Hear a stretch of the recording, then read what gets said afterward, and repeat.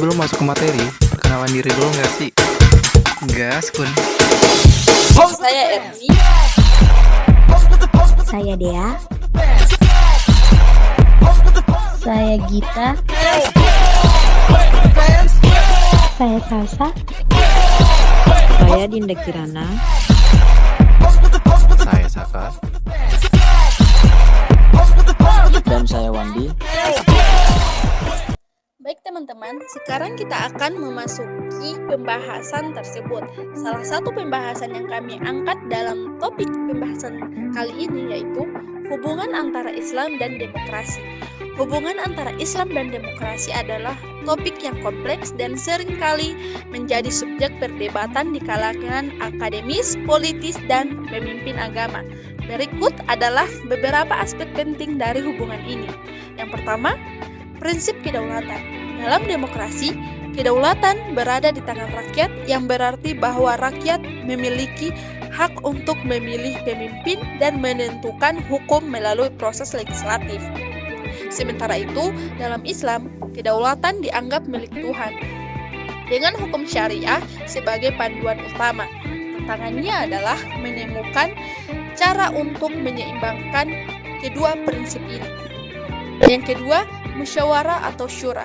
Islam menganjurkan musyawarah atau syura dalam mengembalikan atau mengambil keputusan yang sejalan dengan prinsip demokrasi tentang konsultasi dan partisipasi publik. Namun, implementasi syura dalam konteks modern dapat bervariasi tergantung pada interpretasi dan budaya lokal. Yang ketiga, hak asasi manusia. Demokrasi modern sangat menekankan pada hak asasi manusia, termasuk kebebasan beragama, berekspresi, dan berpendapat. Beberapa interpretasi dalam menduduki atau mendukung hak-hak ini, sementara yang lain mungkin membatasi berdasarkan hukum syariah. Perbedaan sering muncul mengenai bagaimana menyeimbangkan hak individu dengan nilai-nilai komunitas dan agama. Yang keempat, partisipasi politik.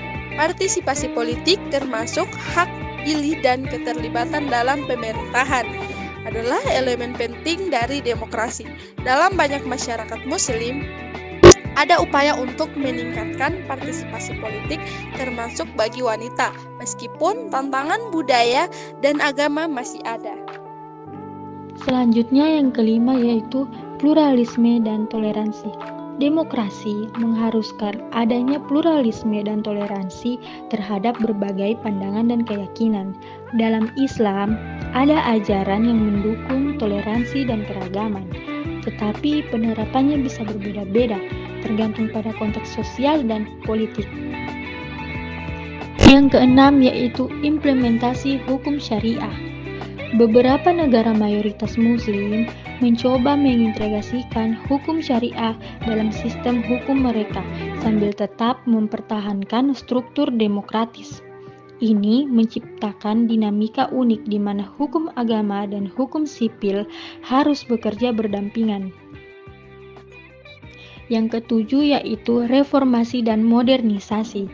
Banyak negara muslim menghadapi tantangan dalam menyeimbangkan tradisi Islam dengan tuntunan modernisasi dan demokrasi. Reformasi hukum, pendidikan, dan sosial seringkali diperlukan untuk menjawab kebutuhan masyarakat kontemporer. Secara keseluruhan, hubungan antara Islam dan demokrasi tidak bersifat monolitik dan dapat bervariasi secara signifikan, tergantung pada interpretasi teologis, konteks budaya, dan kondisi politik masing-masing negara atau komunitas muslim.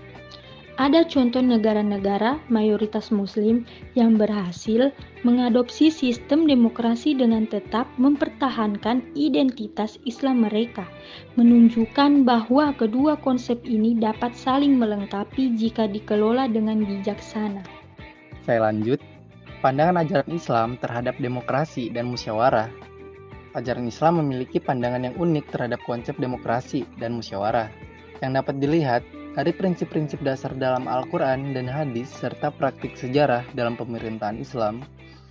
Berikut ini adalah penjelasan mengenai pandangan Islam terhadap kedua konsep tersebut. Yang pertama, Kedaulatan Tuhan.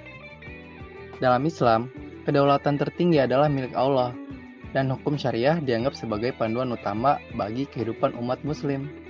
Ini berbeda dengan demokrasi sekuler, di mana kedaulatan berada di tangan rakyat, namun banyak sarjana muslim berpendapat bahwa prinsip-prinsip demokrasi seperti keadilan, persamaan, dan konsultasi sejalan dengan nilai-nilai Islam. Yang kedua, partisipasi publik. Islam mendorong partisipasi aktif umat dalam urusan publik. Prinsip ini tercermin dalam praktik pemilihan khalifah pada masa awal Islam, di mana pemimpin dipilih melalui konsensus atau baiat dari masyarakat. Yang ketiga, hak asasi manusia, beberapa elemen demokrasi. Seperti hak asasi manusia dan kebebasan individu, juga ditemukan dalam ajaran Islam. Islam menekankan pentingnya keadilan sosial, perlindungan hak-hak minoritas, dan kesejahteraan umum, meskipun interpretasi dan penerapannya bisa berbeda-beda. Bagian B, musyawarah syura. 1. Prinsip syura. Musyawarah atau syura adalah konsep penting dalam Islam yang merujuk pada proses konsultasi dan pengambilan keputusan kolektif. Al-Quran menyebutkan pentingnya syura dalam beberapa ayat, seperti dalam surah Asy-Syura ayat 38 yang menggambarkan orang-orang beriman sebagai mereka yang mengelola urusan mereka melalui konsultasi.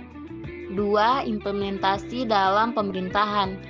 Pada masa Nabi Muhammad SAW dan para khalifah setelahnya, syura digunakan sebagai metode untuk mencapai konsensus dalam pengambilan keputusan politik dan sosial.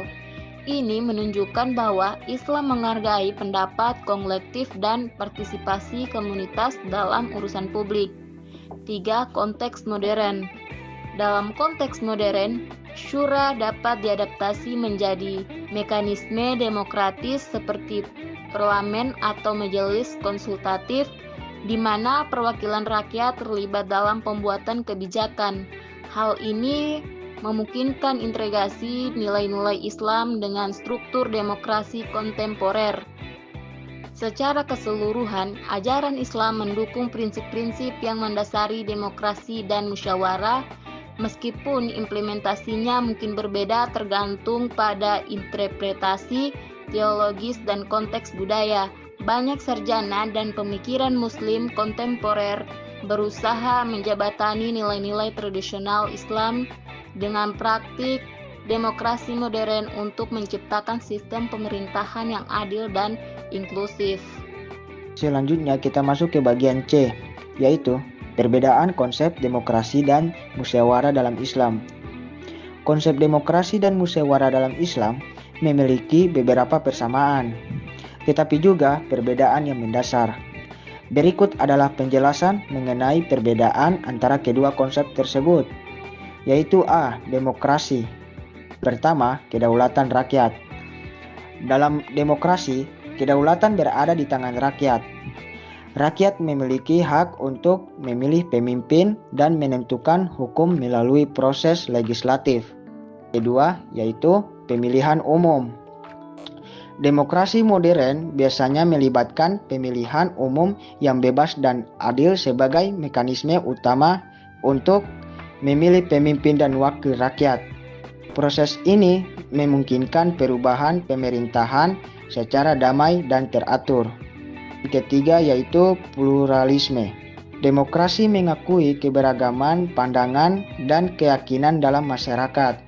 Ini mencakup toleransi terhadap berbagai ideologi politik, agama, dan budaya, serta perlindungan hak-hak minoritas. Hukum sekuler. Dalam banyak sistem demokrasi, hukum bersifat sekuler dan tidak didasarkan pada ajaran agama tertentu. Hukum dibuat oleh badan legislatif yang dipilih oleh rakyat dan dapat berubah sesuai dengan kehendak mayoritas. B. Musyawarah atau syura dalam Islam. Yang pertama, kedaulatan Tuhan. Dalam Islam, kedaulatan tertinggi adalah milik Allah dan hukum syariah dianggap sebagai panduan utama. Musyawarah dilakukan dalam kerangka nilai-nilai dan prinsip-prinsip Islam. Yang kedua, konsultasi kolektif. Syura adalah proses konsultasi dan pengambilan keputusan kolektif yang melibatkan para pemimpin dan anggota komunitas. Tujuannya adalah mencapai konsensus yang sejalan dengan ajaran Islam.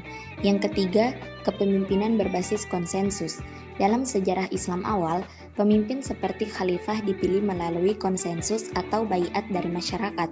Proses ini lebih menekankan pada kesepakatan bersama daripada kompetisi politik. Yang keempat, nilai-nilai agama. Musyawarah dalam Islam berakar pada nilai-nilai agama dan moral. Keputusan yang diambil harus selaras dengan prinsip-prinsip keadilan, kesejahteraan, dan kemaslahatan umat. Meskipun ada persamaan dalam hal partisipasi publik dan konsultasi, perbedaan utama antara demokrasi dan musyawarah dalam Islam terletak pada sumber kedaulatan dan kerangka nilai yang digunakan. Demokrasi menempatkan kedaulatan di tangan rakyat dan seringkali bersifat sekuler, sementara musyawarah dalam Islam menempatkan kedaulatan pada Tuhan dan beroperasi dalam kerangka hukum dan etika Islam. Kedua konsep ini dapat saling melengkapi jika diterangkan dengan bijaksana, memungkinkan integrasi nilai-nilai Islam dengan praktik demokrasi modern.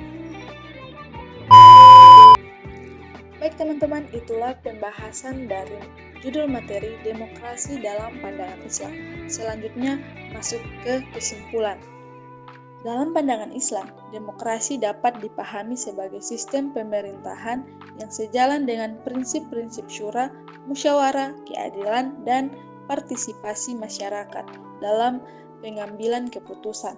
Meskipun istilah demokrasi tidak secara eksplisit disebutkan dalam teks-teks Islam klasik, nilai-nilai inti dari demokrasi seperti konsultasi, keadilan sosial, dan tanggung jawab kolektif memiliki akar yang kuat dalam ajaran Islam.